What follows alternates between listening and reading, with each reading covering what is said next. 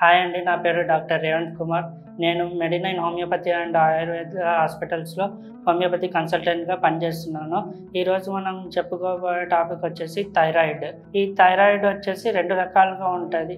ఒకటి హైపోథైరాయిడ్ అంటాము, ఇంకోటి హైపర్ థైరాయిడ్ అంటాము. హైపోథైరాయిడ్ అని ఎప్పుడు అంటామంటే థైరాయిడ్ హార్మోన్ని తక్కువగా రిలీజ్ చేస్తుందో అప్పుడు దీన్ని హైపోథైరాయిడిజం అని పిలుస్తాము.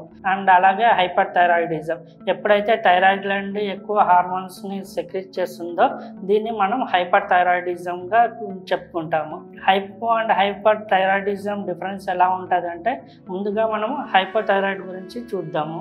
వీళ్ళల్లో సిమ్టమ్స్ ఎలా ఉంటాయి అంటే ఫ్యాటిగ్యూ, వీక్నెస్ ఎక్కువగా ఉంటుంది, తొందరగా వెయిట్ గెయిన్ అనేది అవుతూ ఉంటారు.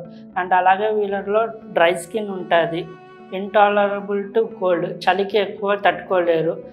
అండ్ అలాగే వీళ్ళలో డిప్రెషన్ మూడ్ ఉంటుంది. అలాగే వీళ్ళల్లో కాన్స్టిపేషన్ ఉంటుంది. హెవీ మెన్స్ట్రేషన్స్, కొంతమంది లేడీస్లో హెవీ మెన్స్ట్రేషన్ కూడా చూస్తూ ఉంటాం. ఇప్పుడు మనం హైపర్ థైరాయిడిజం సిమ్టమ్స్ చూద్దాము. హైపర్ థైరాయిడిజం సిమ్టమ్స్ ఎలా ఉంటాయంటే వీళ్ళు తొందరగా వెయిట్ లాస్ అనేది వీళ్ళలో చూస్తాము. అండ్ అలాగే స్కాంటీ మెన్సెస్, కొంతమంది ఫీమేల్స్లో మెన్సెస్ అనేవి చాలా స్కాంటీ ఉంటాయి. వీళ్ళు ఇంటాలరబుల్ టు హీట్ అన్నమాట. హైపోలో చూసుకుంటే వీళ్ళు ఇంటాలరబుల్ టు కోల్డ్, అండ్ హైపర్లో చూసుకుంటే వీళ్ళు ఇంటాలరబుల్ టు హీట్, వేడికి తట్టుకోలేరు. వీళ్ళకి నర్వస్నెస్ అండ్ ఇరిటబిలిటీ కూడా ఎక్కువగా ఉంటుంది.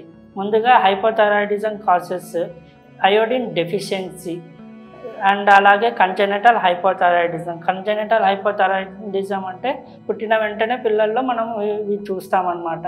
హైపర్ థైరాయిడిజం కాసెస్ వచ్చేసి థైరాయిడ్ నాడ్యూల్స్ అన్నమాట. థైరాయిడ్ గ్లాండ్ పైన నాడ్యూల్స్ అనేవి డెవలప్ అవుతాయి.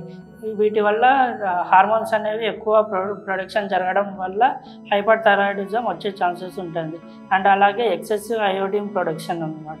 ఈ ఎక్సెసివ్ అయోడిన్ ఉండడం వలన ఈ హైపర్ థైరాయిడిజం వచ్చే ఛాన్సెస్ ఉంటాయి. ఎవరైతే మీరు ఈ థైరాయిడ్ సమస్యతో బాధపడుతున్నారో వాళ్ళకి మన మెడినైన్ హోమియోపతి అండ్ ఆయుర్వేద హాస్పిటల్స్లో చికిత్స దొరుకుతుంది. Thank you.